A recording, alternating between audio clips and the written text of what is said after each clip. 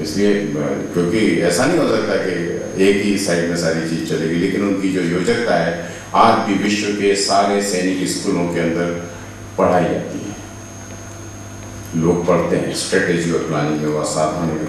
एक दिन हर किसी को कीर्ति शेष हो जाना है, चले जाना है। ये जो चित्र आप देख रहे हैं ये उनका समाधि का स्थान है जहाँ पर उनका दाह संस्कार हुआ था, और आज भी वो समाधि वहाँ है। फिर अंत में मैंने अच्छे और कमजोर शासक के लक्षण दिए हैं। तुलसीदास मानस के अंदर कहते हैं कि मानस रोगों को अगर समझना हो तो ये लक्षण है। वैसे ही मुझे लगा कि अच्छे शासन के क्या लक्षण है, बुरे शासन के क्या लक्षण है, वो सारे लक्षण उसके अंदर डाले गए हैं। अंत में संदर्भ ग्रंथ और संदर्भ स्थान है, और इसमें भी सारी चीजें सप्रमाण है। जिसको पेज नंबर चाहिए, पैराग्राफ का क्रमांक चाहिए, लाइन चाहिए, वो सब उसके अंदर है।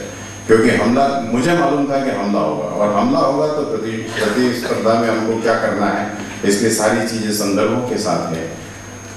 मुझे लगता है कि जब आप उसे पढ़ेंगे और अगर उसमें आपको कोई कमी पेशी आएगी तो आप मुझे जरूर बताइएगा, क्योंकि हम चाहेंगे कि वो अगले संस्करणों में वो ठीक हो। क्योंकि भारतीय होने का मतलब है परफेक्शनिस्ट होना। भारतीय होने का मतलब धोती पहनना नहीं है। भारतीय होने का मतलब केवल तिलक लगाना नहीं है। भारतीय होने का मतलब जीवन के सारे मार्गों में यह आदमी अधिक से अधिक परफेक्ट है, ना अच्छे से और अच्छा होने की यात्रा है उसकी, और इस दिशा में हम लोगों ने प्रयत्न करना चाहिए, क्योंकि हम इसी के कारण इस दुनिया में जाने जाते हैं।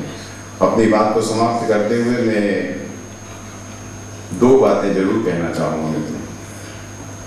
एक तो महाराज के लिए एक शब्द प्रयोग है, शिवाजी के लिए एक शब्द प्रयोग है, अखंड सावधान।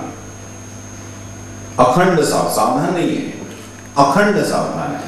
और अखंड सावधान व्यक्ति अपने आचरण से, अपने आंख से या शरीर के क्रम से नहीं दिखना चाहिए, उसके निर्णय से दिखना चाहिए कि अखंड सावधान है।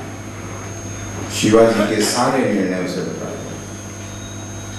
जब अफजल खान युद्ध हुआ तो एक व्यक्ति ने, खंडोजी खोपड़ा ने देशद्रोह किया। कान्होजी जेदे उसको लेकर के दरबार में आए, उन्होंने कहा कि महाराज माफ कर दीजिए। और कान्होजी जेदे शिवाजी के दोस्त नहीं है, उनके समकालीन नहीं है। कान्होजी जेदे शाहजी राजे के मित्र हैं, और शाहजी राजे ने जब शिवाजी को 12 साल के शिवाजी को कहा कि जाओ जरा ये अपनी रियासत के अंदर शासन करने जा रहा है, तो इसकी मदद करना और इसकी चिंता करना पिता रूप में, वो है कान्होजी जेदे। और कान्होजी जेदे कहते हैं कि ये जो अफजल खां से जाके मिल गया था, महाराज छोड़ दीजिए, माफ कर दीजिए, मृत्यु दंड मत दीजिए इसे। महाराज ने कहा अच्छा ठीक है। अब कान्होजी जैसा सीनियर आदमी को लेगा तो कोई क्या करेगा। यानी नेतृत्व की एक समस्या ये भी होती है कि वो कभी कभी विवश हो जाता है, और उसकी जो विवशता है उसे हर आदमी समझता है कि कैसी विवशता हो जाती है कभी कभी। वो कहता, कान्होजी जेदे बोल रहे हैं कि मत करिए प्लीज, प्राण दंड मत दीजिए। 1-1.5 महीने तक महाराज को चैन खत्म हो गया। उनको लगा क्या करो क्या करो। उन्होंने कह दिया भाई जाओ ठीक है। 1-1.5 महीने बाद वो उनके सामने टकरा गया, और यही शिवाजी है। उन्होंने कहा था जिस पैर से ये अफजल खां की तरफ बढ़ा था वो पैर हटा दो, और जो हाथ इसने अफजल खां की साथ सहयोग देकर स्वराज्य के सैनिकों के लिए तलवार उठाई थी वो दाहिना हाथ हटा दो। कान्होजी जेदे ने आके कहा महाराज ये क्या किया आपने तो वचन भंग कर दिया। यहाँ शिवाजी कहते हैं कान्होजी ये शिवाजी है। उन्होंने कहा कि कान्होजी तुमको प्राण दंड न देने का वचन दिया था, उसे निभा दिया, लेकिन अगर कोई दंड न देता तो स्वराज्य में ये संदेश जाता कि राज दरबार के अंदर किसी वरिष्ठ का परिचय लेकर के आ जाओ, और कोई भी अपराध तुमने किया हो माफी हो जाएगी।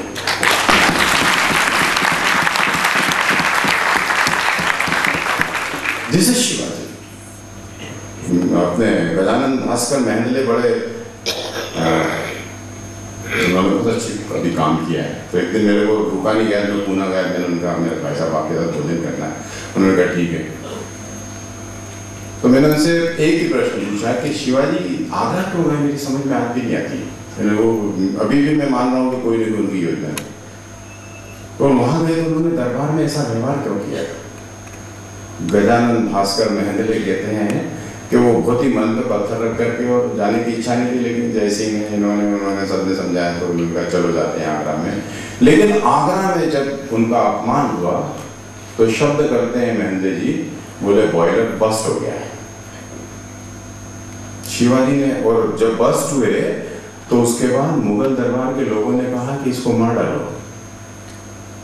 औरंगजेब की लड़की ने कहा कि मत मारना, अगर मारोगे तो जय सिंह ने वचन दिया है हमारे दरबार में जो राजपूत और मुस्लिम सरदारों का बैलेंस है वो खराब हो जाएगा। और उसने आपसे नहीं मारा। लेकिन मैंने कहा बस क्यों हो गया? उन्होंने कहा शिवाजी था इसलिए हो गया। दूसरा कोई होता तो चाकरी करता है, दूसरा कोई होता तो पंच हजारी की तीसरी पंक्ति में जाके खड़ा हो जाता है। स्वाभिमानी कार्यकर्ता, स्वाभिमानी व्यक्ति, स्वाभिमानी समाज, स्वाभिमानी देश का नागरिक ये कभी नहीं करता। वह अपमान को कभी सहन नहीं करता और उसकी प्रतिक्रिया करता है, और ये प्रतिक्रिया ही शिवाजी है। दूसरा कोई भी व्यक्ति होता तो उस समय अनुभव नहीं करता, अरे मालूम है आगरा से जिंदा नहीं जाएंगे। मित्रों, शिवाजी का यह जो चरित्र है, इस चरित्र की जो आज की सामयिक व्याख्या है, उसको हम सब के बीच में आचरण और व्यवहार में लाना जरूरी है। बाहर शाम ढल रही है, मेरे जीवन में भी शाम ढलने लग गई है, और एविएशन की दुनिया में एक शब्द प्रयोग होता है। जब इंटरनेशनल फ्लाइट्स लैंड करती है, जो हवाई जहाज उड़ाते हैं वो इस शब्द को प्रयोग करते हैं कि good approach makes good landing. और बहुत लंबे से अप्रोच होता है, 200 किलोमीटर से 150 किलोमीटर से, जितना बड़ा हवाई जहाज उतना लंबा अप्रोच। जिस मत, पंथ, धर्म, संप्रदाय के अंदर में पैदा हुआ हूं, वहां फिनिश भी अच्छा होना चाहिए, क्योंकि फिनिशिंग से ही जीवन का मूल्यांकन होता है। लेकिन उस फिनिशिंग के पहले मैं का हाथ जोड़ के करबद्ध प्रार्थना करना चाहता हूं, आप सभी जन भगवान के लिए पानीपत की चौथी लड़ाई मत हारना। भगवान के लिए पानीपत की लड़ाई के पहले सबसे ज्यादा अगर मानवीय हानि हुई है तो महाभारत में हुई थी। 18 दिन में 18 अक्षौहिणी सेना खत्म हो गई थी। उसके बाद जो दूसरी सबसे बड़ी हानि हुई है वो पानीपत की तीसरी लड़ाई में हुई है। 3 घंटे में 1 लाख भारतीय सैनिक, मैं मराठा सैनिक नहीं बोलूंगा क्योंकि हम लोग कितने गलत गलत शब्द प्रयोग करते हैं। कश्मीरी विस्थापित पंडित, अरे ये क्या होता है? विस्थापित भारतीय हैं, विस्थापित कश्मीरी हैं या विस्थापित भारतीय हैं? पाक अधिकृत कश्मीर। अरे पाक अधिकृत कश्मीर क्या होता है? पाक अधिकृत भारत होता है। पाक अधिकृत जैसे भारत है वैसे चाइना को भी, लेकिन अपने यहाँ शब्दों को ब्रिटिश माइंडसेट के साथ प्रयोग करने की आदत पड़ गई है। जब आप यूरोपियन कल्चर में सोचते हैं तो सारी समस्या खड़ी होने लग जाती है। पानीपत की तीसरी लड़ाई में 1 लाख भारतीय सैनिक शहीद हुए 3 घंटे के अंदर। अहमद शाह अब्दाली ने जब हमला किया और पानीपत के अंदर युद्ध हुआ, और ऐसा इसलिए हुआ कि पानीपत की तीसरी लड़ाई हम पूना में हार गए, हम बड़ौदा में हार गए, हम इंदौर में हार गए, हम ग्वालियर में हार गए, हम सतारा में हार गए। अफजल खां के सामने शिवाजी जब जीते तो प्लानिंग के लेवल पे वो जीत गए। सब कुछ, सारी लड़ाई जो है वो जीत चुके थे। जैसे ही उसकी गर्दन थोड़ी सी टाइट हुई अफजल खां की बाहू में, महाराज का बिछुआ बाहर आ गया। जैसे ही उसने प्रहार किया, टारगेट को हिट किया उन्होंने। पानीपत की चौथी लड़ाई इस देश के अंदर सुराज खड़ी करने का पहला दरवाजा है। शासन, महाराज कहते हैं, करने के लिए होता है, छोड़ने के लिए नहीं होता। और युद्ध लड़ने के लिए नहीं होता है, युद्ध जीतने के लिए होता है। अगर ये पुस्तक लिखी है तो मैं उस विजय को देखने की कल्पना के साथ इस दुनिया में जाना चाहता हूँ। कल्पना नहीं, यथार्थ को भी देखूँ कि हाँ देखो हो गया, यही तो बात थी, यही तो लड़ाई थोड़ी थी जिसके लिए बात थी। कोई बात नहीं, हम जाओगे नर्मदा के किनारे होंगे तो भी चलेगा, लेकिन विजय पक्ष की और हमारे पक्ष की होना चाहिए। शासन, सुराज्य अच्छा होना चाहिए। और स्वराज्य में महाराज ये रोल मॉडल है। मैं कंपास बॉक्स लिख रहा था तो मेरे डिजाइनर ने कहा कि भाई साहब ये शब्द ठीक नहीं है, डेयर डेविल शब्द लगा रहा था तो डेयर डेविल शब्द भी काटे, बोले महाराज के लिए डेयर डेविल शब्द नहीं है। तो ठीक है, सहयोगियों की बात मानी जाना चाहिए, ऐसा मान करके कई शब्दों को मैंने उसमें बदला है। लेकिन विजय की जो उत्कट आकांक्षा है और जो शिवाजी के चरित्र का सबसे बढ़िया पक्ष है कि वो करते हैं जिसकी कल्पना नहीं होती। यानी 80,000 के पूना के शहर के अंदर 400 लोगों को अंदर लेकर के आदमी घुस जाता है। बताइए क्या क्या, और 400 के 400 बाहर आ जाते हैं गनीम गनीम बोलते हुए। ये शिवाजी है।